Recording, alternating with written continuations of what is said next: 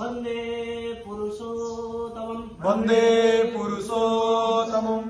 आज के वाणी है, दुर्बल हृदय में प्रेम भक्ति का स्थान नहीं।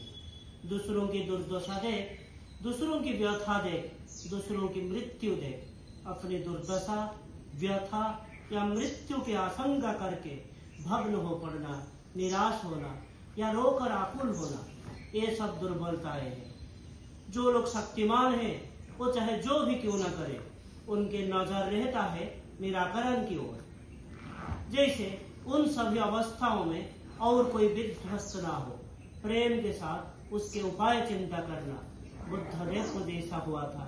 ये होता है सबल हृदय का दृष्टांत। सुधीर चौधरी दा बोलते हैं, बहुत लोग दूसरों का कष्ट देखकर स्वाभाविक भाव से समवेदना व्यक्त करते हैं, और भग्न हो पड़ने का मतलब अनबैलेंस्ड होना।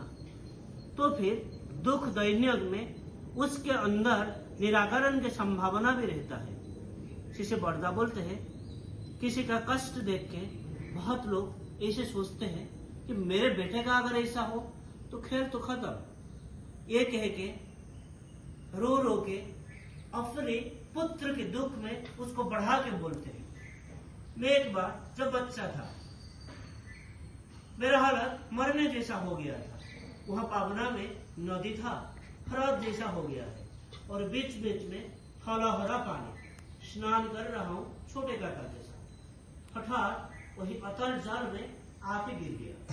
विश्वास बंद हो रहा है और मुझे तैरना नहीं आता। मैं पानी पी रहा हूँ, डूब रहा हूँ। फिर ऐसे प्रतीत हो रहा है कि पेड़ में आम पका है, मुझे उसको तोड़ के खाने का मन करता है। फिर मुझे ऐसे लग रहा है कि मखमली जामा आ रहा है, उसको मैं पहनूंगा, जीवन को उपभोग करूंगा। ऐसे आफू हाफू होके, और अंत में छोटे काका के नजर मेरे ऊपर पड़ता है और खप करके मेरा चूल पकड़ के मुझे खींच के ले आए। वो सारे अवस्था में उस प्रकार की चिंता आता है। फिर उसके बाद मृत्यु की विभीषिका वो आता है, फिर शारीरिक यंत्रणा, तब परिश्रम करता है, कोई पायखाना भी कर देता है।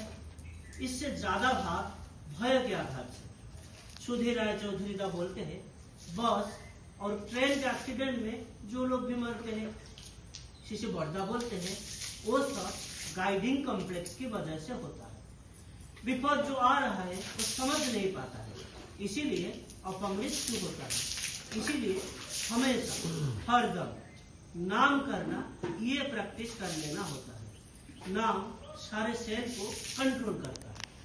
मनुष्य के त्रिपु तो होता ही है, यौवन में उसका उदाम भाव रहता है।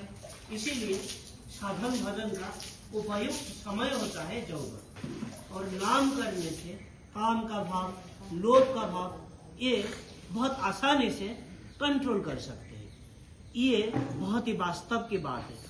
नाम करने की वजह से उसका जो एक यूटिलिटी है, दीक्षा लेके जो लोग करते हैं वो लोग समझ पाते हैं। इसका जो शारीरिक, मानसिक, उसके जो शक्ति के ऊपर प्रभाव है, वो करने से ही समझ में आता है। ये घटना जामिनीकांत राय चौधरी के दिनलिपि से 19 सितंबर 72 से लिया गया है। आज के लिए इतना ही। वंदे पुरुषोत्तमम्। वंदे पुरुषोत्तमम्।